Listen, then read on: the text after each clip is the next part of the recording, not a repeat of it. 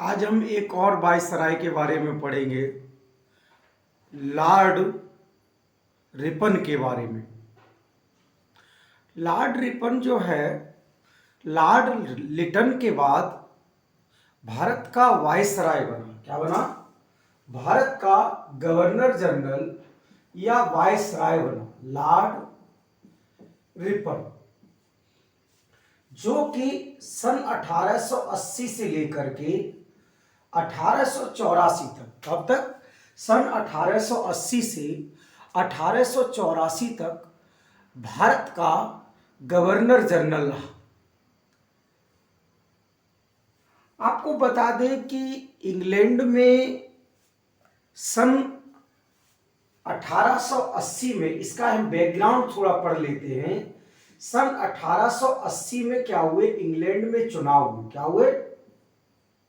England में चुनाव हुए, और चुनाव होने के बाद वहां पर जिसकी सरकार बनी वह थी लिबरल पार्टी। क्या नाम था? Liberal party. लिबरल पार्टी की क्या बनी? सरकार बनी। क्या बनी? लिबरल पार्टी की क्या बनी? सरकार बनी, और ग्लैडस्टोन वहां के प्रधानमंत्री बने। क्या बने? ग्लैडस्टोन जो है प्राइम मिनिस्टर बने। कहां के? इंग्लैंड के। अब चूंकि ये लिबरल पार्टी थी, उदारवादी पार्टी थी, तो भारतीयों के प्रति इन प्रधानमंत्री ग्लैडस्टोन ने बहुत ही एक उदार नीति को अपनाया, और उन्होंने लॉर्ड रिपन को क्या किया? भारत में गवर्नर जनरल, वायसराय के रूप में अपॉइंट किया। और लॉर्ड रिपन भी जो है बहुत ही उदार व्यक्तित्व वाला व्यक्ति था। कैसा था? उदार व्यक्तित्व था, उदारवादी व्यक्ति था। इसकी भारतीयों के प्रति सोच बहुत अच्छी थी। सोच भारतीयों के प्रति क्या थी? अच्छी थी। इतनी अच्छी थी कि जब इसका कार्यकाल खत्म हुआ, तो कार्यकाल खत्म होने के बाद फ्लोरेंस नाइटिंगेल, क्या? फ्लोरेंस नाइटिंगेल ने, फ्लोरेंस नाइटिंगेल, क्या? फ्लोरेंस नाइटिंगेल ने इसे भारत का उद्धारक कहा है। क्या कहा? भारत का उद्धारक कहा। क्या कहा? उद्धारक कहा है। ये प्रश्न पूछा जा सकता है कि भारत का उद्धारक किस वायसराय या गवर्नर जनरल को कहा जाता है? तो लॉर्ड रिपन। अब यह भारत का उद्धारक कैसे है, इसके लिए हम इसके कुछ कार्यों पर नजर डालते हैं। तो पहला जो कार्य है या वो है, जैसे ये आया, इसने कई कार्य किए। क्या किए? कई कार्य किए। जैसे इसने क्या किया? जो जनगणना भारत में होती थी, क्या होती थी? जनगणना जो भारत में होती थी, जिसकी शुरुआत लॉर्ड मेयो के समय में शुरुआत हुई थी। किसके समय में हुई थी? लॉर्ड मेयो के समय में सन 1872 में शुरुआत हुई थी। इसने, लॉर्ड रिपन ने किया इसको नियमित कर दिया। क्या कर दिया? रेगुलर कर दिया, और कहा कि प्रत्येक 10 वर्ष पर, कितने? प्रत्येक 10 वर्ष पर क्या होगी? जनगणना की जाएगी। क्या की जाएगी? जनगणना की जाएगी। और यह काम इसने किया सन 1882 में। सही है? क्या है? 1881 में। क्या हुआ? 1881 में जो है, सही है। तो 1881 के बाद भारत के अंदर प्रत्येक 10 वर्ष पर क्या होती है? जनगणना होती है, जो आज भी हो रही है। क्या हो रही है? जो आज भी हो रही है। ये एक बदलाव क्या है? किया। एक और बदलाव इसने किया। कि इसने स्थानीय शासन अधिनियम बनाया। क्या बनाया? स्थानीय शासन अधिनियम बनाया।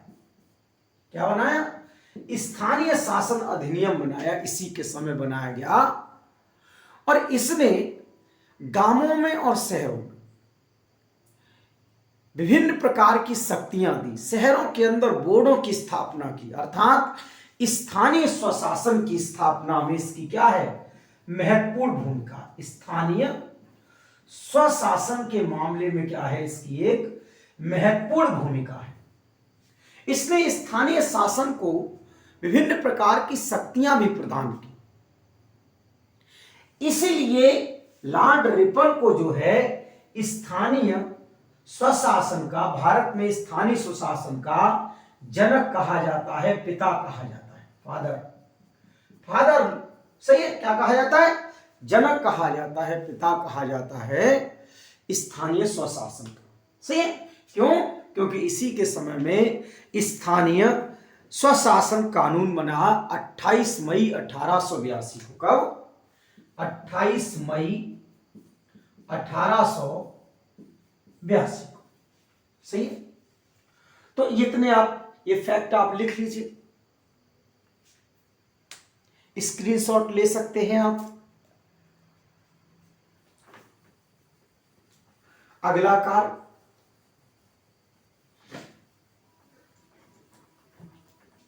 एक और कार्य किया गया। लिटन के समय में एक कानून बनाया गया था। उस कानून का नाम था वर्नाकुलर एक्ट। क्या नाम था?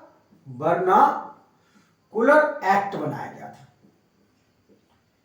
सही है। Vernacular press act. इसके तहत लिटन ने भारतीय भाषाओं में जो पत्र लिखे जाते थे, भारतीय भाषाओं में जो अखबार निकाले जाते थे, भारतीय भाषाओं के जो अखबार थे, न्यूज़पेपर थे, इन पर क्या लगा दिया था? प्रतिबंध लगा दिया था। क्या लगा दिया था? प्रतिबंध लगा दिया था, रोक लगा दी गई थी वर्नाकुलर प्रेस एक्ट के तहत। और ये वर्नाकुलर प्रेस एक्ट बनाई गई थी सन 1878 में। कब बनाई गई थी? और लॉर्ड लिटन ने क्या किया था? कहा था कि भारतीय भाषाओं में किसी भी प्रकार का अखबार नहीं छापा जा सकता। और आपको पता होना चाहिए, जो अखबार होता है वो अभिव्यक्ति की स्वतंत्रता का एक बहुत महत्वपूर्ण माध्यम होता है। आप अखबार के माध्यम से अपने विचारों को क्या करते हैं? आम जनता तक क्या करते हैं? पहुंचाते हैं। तो लिटन ने वर्नाकुलर प्रेस एक्ट बना के भारतीय भाषाओं पर क्या लगा दिया था? प्रतिबंध लगा दिया था। लेकिन लॉर्ड रिपन ने क्या किया? इसको समाप्त कर दिया। क्या कर दिया? समाप्त कर दिया। और कहा कि अब भारतीय भाषाओं में भी अखबार क्या किए जा सकते हैं? छापे जा सकते हैं, प्रकाशित किए जा सकते हैं। सही है। तो वर्नाकुलर प्रेस एक्ट समझ में आया, लॉर्ड लिटन के समय में आई थी। सही है। कब? सन 1878 में। कब आया था? 1878 में। लेकिन इसने समाप्त किया 1882 में। सही है। अगला कार्य किया गया कि और भी जो है कि पहला फैक्ट्री अधिनियम बनाया गया। क्या बनाया गया? पहला फैक्ट्री अधिनियम बनाया गया इसी के समय में। सही है। क्या बनाया गया? फैक्ट्री अधिनियम बनाया गया, अर्थात कारखाना अधिनियम बनाया गया इन्हीं के समय में। क्या बनाया गया? कारखाना अधिनियम बनाया गया लॉर्ड रिपन के समय में। इसके तहत क्या किया गया? बहुत सारे प्रावधान थे, लेकिन मेन प्रावधान यह था कि 7 वर्ष के से कम उम्र के जितने भी बालक बालिका, उन पर क्या लगा दिया गया? उनको फैक्ट्री में वो काम नहीं कर सकते। तो 7 वर्ष से कम आयु के जो बालक थे वो फैक्ट्रियों में क्या नहीं कर सकते थे? बच्चे काम नहीं कर सकते थे। सही है। इसके अलावा इन्होंने क्या किया कि जो 12 वर्ष क्या कर दिए? यदि आपको 12 वर्ष से अधिक आय के जो बालक हैं उन पर कार्य करवाना है, नहीं 7 से 12 वर्ष की एज के जो बालक हैं इन पर काम करवाना है, इनसे काम करवाना है, तो कुछ प्रतिबंध लगाएंगे। क्या लगाएंगे? कुछ मर्यादाएं लगाएंगे। उन मर्यादाओं में रह करके आपको क्या करना है? कार्य करना। जैसे एक मर्यादा कि 9 घंटे ही काम करवाया जा सकता है। कितने घंटे? 9 घंटे ही काम करवाया जा सकता है, इससे ज्यादा कार्य नहीं करवाया जा सकता 7 से लेकर के 12 वर्ष तक के बालकों से। 7 से कम वाले बालकों से तो काम करवा ही नहीं सकते, लेकिन 7 से 12 वर्ष के बालकों से काम करवाना है, श्रमिकों से कार्य करवाना है, तो ये कार्य सिर्फ कितने घंटे हो सकता है? 9 घंटे हो सकता है। हालांकि इसमें छूट दी गई कि कहां काम करवा सकते हैं आप। जैसे चाय की खेती पर आप काम करवा सकते हैं, कॉफी, सही है, कॉफी बागान, चाय बागान में आप कार्य करवा सकते हैं, और नील, ये 3 पर क्या दी गई? छूट दी। क्योंकि आपने देखा होगा कि ये तीनों खेतियां हैजार्डस नहीं होती है, खतरनाक नहीं होती है, इससे कोई ज्यादा बीमारियों की संभावना नहीं रहती है, इसलिए चाय, कॉफी और नील की जो खेती थी इस पर जो है प्रतिबंध नहीं लगाया गया। यहां आप काम करवा सकते थे 7 से लेकर के 12 वर्ष तक के बालकों के। हालांकि 7 वर्ष से कम बालकों को कोई भी कार्य नहीं करवा सकते थे। समझ में आया? ये कार्य किया गया, तो लिख लीजिए, स्क्रीनशॉट ले लीजिए आप लोग। इसके बाद क्या कार्य किया गया? इसके बाद इसने शिक्षा में भी कई सुधार किए। क्या किए? शिक्षा में कई सुधार किए। क्या किए? शिक्षा में सुधार किए। शिक्षा में सुधार किया इन्होंने, सही है। आपको पता होना चाहिए कि एक वुड का डिस्पैच लाया गया था। वुड डिस्पैच बोलते, क्या बोलते हैं? जो कि शिक्षा से संबंधित था, जो लाया गया था, जो लागू हुआ था सन 1854 में। कब लागू हुआ था? सन 1854 में क्या हुआ था? लागू हुआ था, सही है, 1854 में लागू हुआ था। अब इन्होंने क्या किया कि ये जो वुड डिस्पैच था इस पर विचार करने, मतलब ये जो क्रियान्वित किस तरीके से है, कितना हुआ है, इसकी जांच करने के लिए एक आयोग बनाया गया। इस आयोग का नाम था हंटर आयोग। क्या नाम था? हंटर आयोग, सही है। क्या नाम था? हंटर आयोग। तो ये प्रश्न भी पूछ लिया जाता है कि हंटर आयोग जो है वो किससे संबंधित था, और ये बनाया गया था सन 1882 में। इसके ने क्या सिफारिश की? इसने कहा कि जो प्राथमिक शिक्षा है, क्या है? जो प्राथमिक शिक्षा है इसको पूर्णतः यदि कोई कार्य करेगा तो कौन करेगा? राज्य। क्या करेगा? राज्य। ये राज्य का कर्तव्य है कि प्राथमिक शिक्षा देने का क्या करे? प्रयास करे।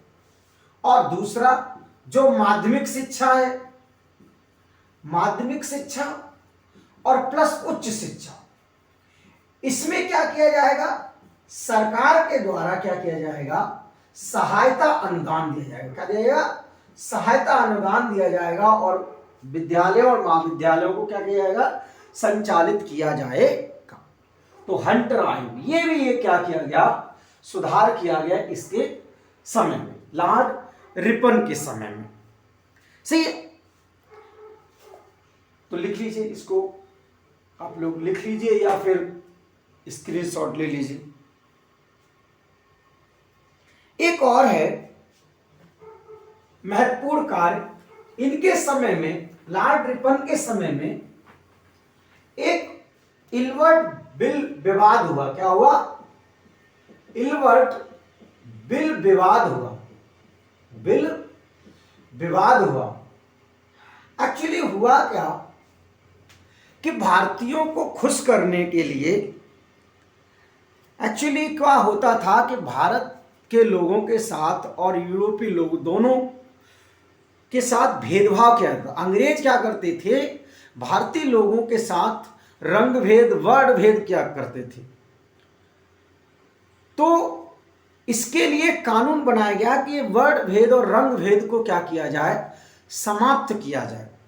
तो इसके लिए उस समय की जो काउंसिल थी, उस काउंसिल के सदस्य थे पीसी इल्बर्ट। क्या नाम था? PC Ilbert. तो पीसी इल्बर्ट एक बिल लेकर के आए। क्या लेकर के आए? बिल लेकर के आए। इसी को हम इल्बर्ट बिल कहते हैं। क्या कहते हैं? इल्बर्ट बिल कहते हैं। इसके तहत क्या कहा गया? इसके तहत कहा गया कि भारतीयों और जो अंग्रेज हैं इनके साथ किसी भी प्रकार का भेदभाव नहीं होना चाहिए। और एक महत्वपूर्ण इसमें एक पॉइंट था, वो क्या था कि जो भारतीय न्यायाधीश है, क्या है? भारतीय न्यायाधीश जो हैं, ये भारतीय न्यायाधीश यूरोपियन लोगों के मामलों को भी सुनवाई कर सकते हैं। यूरोपीय लोगों के मामलों की भी क्या कर सकते हैं? सुनवाई कर सकते हैं। जैसे ही ये प्रस्तुत किया गया, यूरोपीय जो भारत में यूरोपीय लोग रहते थे, उनको ये वाली बात बहुत ज्यादा क्या लगी? बुरी लगी कि भारत के जो काले लोग हैं, सही है, ये लोग हमारे मामलों की सुनवाई करेंगे, ये सही नहीं है। परिणाम स्वरूप क्या हुआ? विवाद हुआ। लेकिन उसके बावजूद भी ये कानून समझ में आया? कोई डाउट? तो इल्बर्ट बिल विवाद हुआ इनके समय में, सही है। कब? सन 1883 में। सन 1883 के समय में। तो लॉर्ड रिपन से संबंधित ये कुछ क्या है? फैक्ट हैं, सही है। इसके अलावा एक और कार्य है जो महत्वपूर्ण कार्य है, वो है कि लॉर्ड रिपन के समय में वित्तीय विकेंद्रीकरण किया गया। क्या किया गया? आर्थिक सुधार भी किए गए। क्या किए गए? वित्तीय विकेंद्रीकरण किया गया। और इसमें 3 प्रकार के राजस्व को, जो 3 तरीके राजस्व को क्लासिफाई करने के 3 तरीके अपनाए गए। एक अपनाया गया शाही प्रमुख, अर्थात वह राजस्व जो शाही को मिलेगा, मतलब जो शाही खानदान, एक तरीके से जो सरकार है उसको दिया जाएगा पूरी तरीके से। दूसरा क्या है? दूसरा टैक्स जो है वो है प्रांतीय प्रमुख को दिया जाएगा। और फिर उसके बाद एक और राजस्व होगा विभाजित, अर्थात जो केंद्र और राज्य के बीच में क्या किया जाएगा? विभाजित किया जाएगा। क्या किया जाएगा? विभाजित किया जाएगा। तो आप एक तरीके से ये कह सकते हैं कि भारत के अंदर वित्तीय स्तर पर शक्तियों का क्या हो रहा था? विभाजन हो गया। क्या हो गया? विभाजन हो गया, सही है। तो राजस्व को 3 भागों में, 3 वर्गों में क्या कर दिया? विभाजित किया जाएगा। शाही प्रमुख, प्रांतीय प्रमुख और केंद्र और राज्य, अर्थात विभाजित राजस्व। अर्थात वो राजस्व जो केंद्र और राज्यों के बीच में क्या होगा? विभाजित किया जाएगा। एक और फैक्ट आपको ध्यान रखना है कि जो जनगणना के लिए जो जनगणना बनाई गई थी, उसमें 2 क्षेत्र शामिल नहीं थे। एक है हैदराबाद और एक है राजपूताना। आपको ये वाली बात क्या करना है? ध्यान रखना है कि प्रश्न आपसे पूछा जा सकता है कि रिपन के समय में जो जनगणना प्रारंभ हुई उसमें कौन सा क्षेत्र शामिल नहीं था? तो वो कौन सा क्षेत्र शामिल नहीं था? हैदराबाद और कौन सा? राजपूताना क्षेत्र। तो इतनी बातें आपको लॉर्ड रिपन के बारे में, ये सारे कार्य देखिए, ज्यादातर कार्य जो है वो भारतीयों के पक्ष में है। इसीलिए लॉर्ड रिपन को जो है क्या कहा जाता है? भारतीयों का उद्धारक या भारत का उद्धारक कहा जाता है। मुझे उम्मीद है कि लॉर्ड रिपन के बारे में आपको फैक्ट क्या हो गए होंगे? याद हो गए होंगे। इस वीडियो को आप 1-2 बार और देख लेंगे तो आपको सारे फैक्ट क्या हो जाएंगे? याद हो जाएंगे। एक प्रश्न दे रहा हूं, जो कोई एग्जाम, मेंस का एग्जाम या देता है तो उसके लिए